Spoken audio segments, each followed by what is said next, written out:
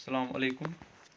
Question number 10 में हमें an express train takes 1 hour less than a passenger train to travel 132 kilometres between Mysore and Bangalore, ये दिया गया है। अगर हम देख लें कि डिस्टेंस कितनी कवर हुई है 132 किलोमीटर्स। दो ट्रेन हैं हमारे पास, एक थोड़ा तेज़ी से चलती है और दूसरी ट्रेन जो है ना वो उस ट्रेन से थोड़ी कम स्पीड में चलती है। तो अगर हम एक पैसेंजर ट्रेन जो होती है उसकी एवरेज स्पीड कम होने के कारण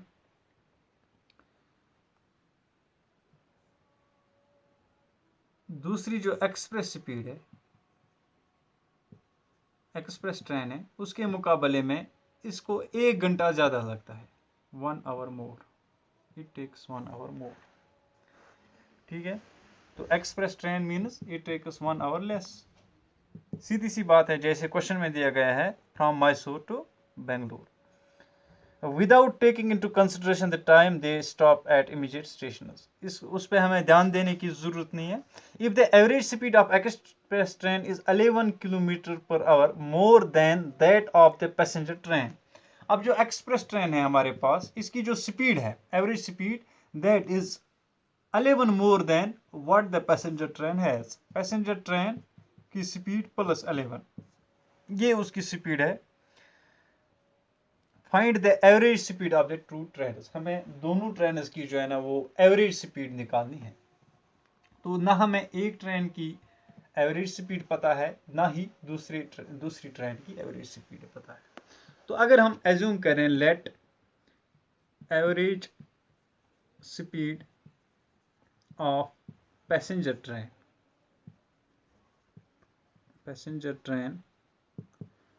इज इक्वल टू, यहाँ be x kilometre per hour. हमें ये स्पीड पता नहीं है, हम एज्यूम करते हैं कि x किलोमीटर पर आवर है। उसके हिसाब से average speed of express train वो कितनी होगी, that must be x plus 11 kilometres per our. Question में दिया गया है इसकी एवरेज स्पीड इसके मुकाबले में 11 ज्यादा है। अगर इसकी average speed for example 20 kilometre per hour है तो इसकी जो है ना that will be 31 kilometres per hour. और क्या दिया गया है कि they cover the same distance of 132 kilometres. तो इस हिसाब से कितना टाइम लगेगा, time taken by passenger train को कितना टाइम लगेगा to cover the distance of 132 kilometres, that will be distance traveled divided by time taken, 132 divided by x hours, इतना टाइम लगेगा। और इसी तरह से time taken bye express train को कितना टाइम लगेगा, दैट विल बी 132, क्योंकि डिस्टेंस तो सेम है, डिवाइडेड बाय x प्लस 11, इतने घंटे लगेंगे। और क्वेश्चन में हमें दिया गया है सिंपली कि जितना टाइम इस ट्रेन को लगता है उससे 1 घंटा ज्यादा इस ट्रेन में लगता है। ठीक है ना, यानी this takes 1 hour less than the time taken by this one. So as according to question, this 132 divided by x plus 11 minus, यहाँ इज इक्वल टू, हम डायरेक्टली लिखेंगे 132 divided by x minus 1 means 1 hour less than the time taken by the passenger train. So what actually it says, this equation, time taken by the express train is 1 hour less than the time taken by the passenger train. तो सीधी सी बात है, इसको हम solve करने की कोशिश करेंगे, सिंपलीफाई करने की कोशिश करेंगे, कहीं पे जरूरत पड़ी तो रिड्यूस करने की कोशिश करेंगे। 132 into x, that is 132x। Sorry, पहले हम राइट साइड में तो पूरा करें इसको। 132x divided by x plus 11, which is 132 simply, that will be equal to, मुझे लगा था कि शायद यहाँ पे माइनस है तो ये इक्वल टू है, that will be equal to 132 into 1, that is 132, minus x into 1, that is x, divided by x into 1, that is x. तो इस फॉर्म में आ गया. अब इस साइड को इसके साथ, इसको इसके साथ, जिसको हम कहते हैं cross multiplication, 132 into x, that is 132x, that will be equal to 132 into x, that is 132x, 132 into 11, पहले यही देखेंगे, प्लस फॉर्म में आएगा. 132 1 is 132, 13 carry, 132 1 is 132 plus 13, that is 145. ठीक है ना. अब उसके बाद माइनस एक्स से एक्स को, that is minus x square. उसके बाद माइनस एक्स से 11 को, दैट इज माइनस 11x. तो बहुत आसान है, सीधा क्रॉस मल्टीप्लिकेशन. अब जितने भी हमारी राइट साइड में टर्म्स हैं उनको हम लाएंगे लेफ्ट साइड में, ताकि इस x का वैल्यू जो है ना वो हमें पॉजिटिव फॉर्म में मिले. तो हमें क्या मिलेगा यहाँ पे, 132x माइनस 132x, ये माइनस 1452, ये plus x square, that is plus 11x is equal to 0. तो इन सब के तमाम के साइनस हमने चेंज किए और कुछ नहीं किया. आप देख भी सकते हैं मैंने सिर्फ साइनस चेंज किए. 132 माइनस 132, दैट इज 0. तो यहीं पे खत्म. तो इक्वेशन क्या बच गई, x square plus 11x minus 1452 is equal to 0. अब आप कोई भी यहाँ पे मेथड अप्लाई करके आप क्वाड्रेटिक फार्मूला वाला अप्लाई करना. अगर मैं middle splitting the middle term या मिडिल टर्म को मैं स्प्लिट करके इसका रिजल्ट निकालने की कोशिश करूँ तो 40 30 40 12 31 40, यहाँ पे मैं लिख सकता हूँ x square plus 44x minus 33x minus 1452 is equal to 0. 33 are 1452.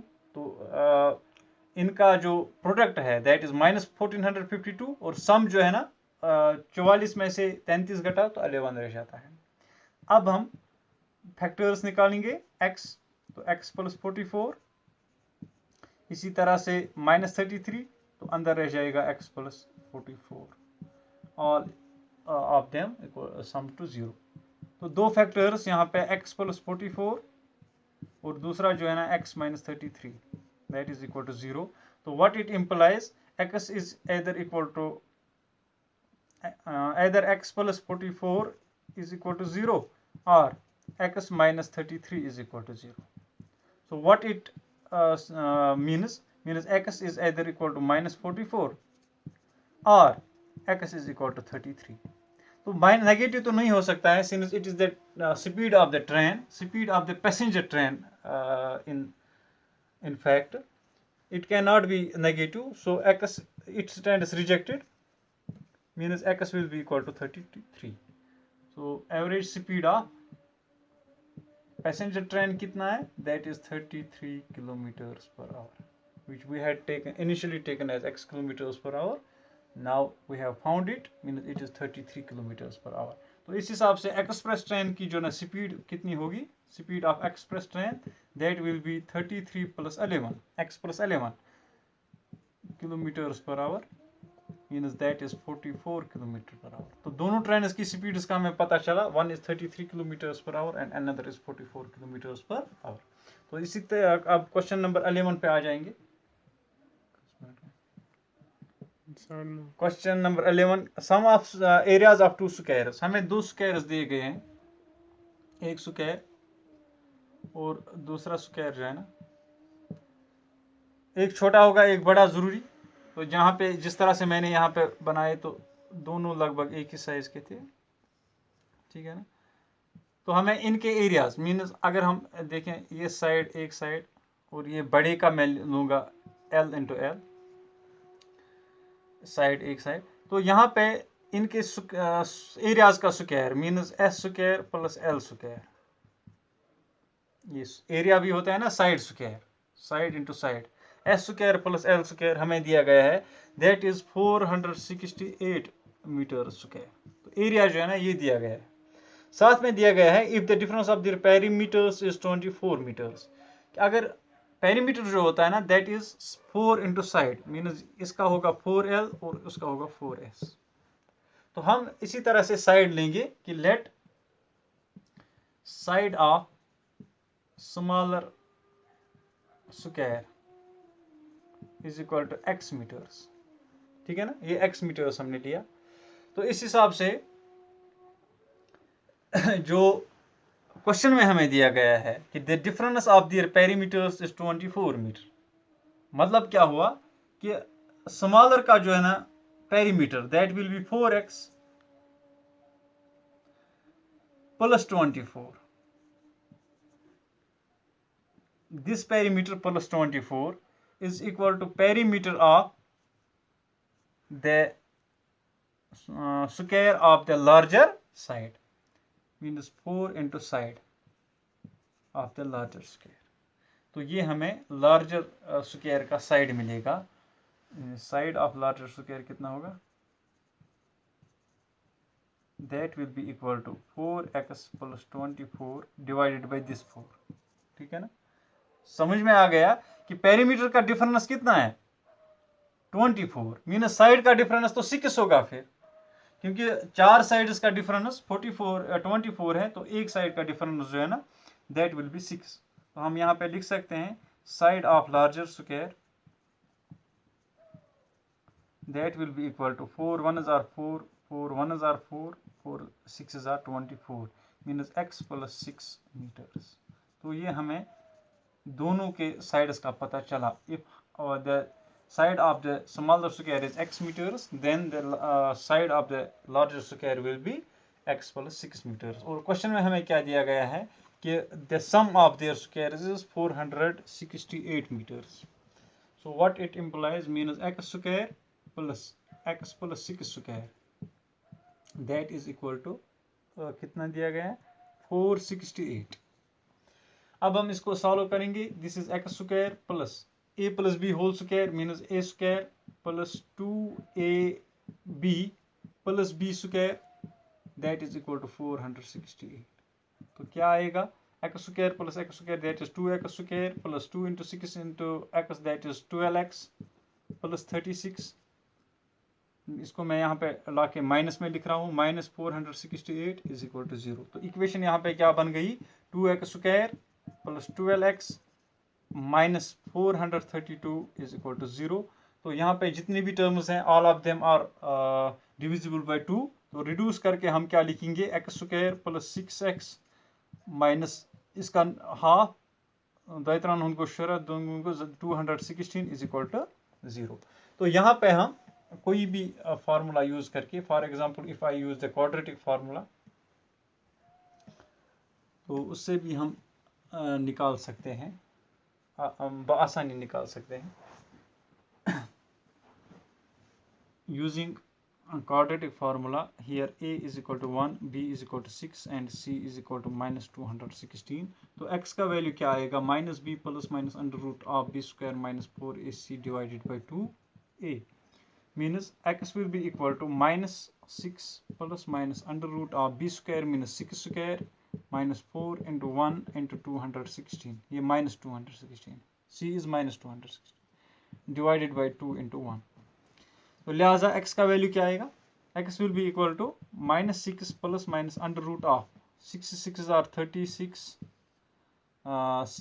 ये प्लस बन जाएगा क्योंकि एक जगह पे भी माइनस है और दूसरी जगह पे जब when it is in the even times minus it is always plus।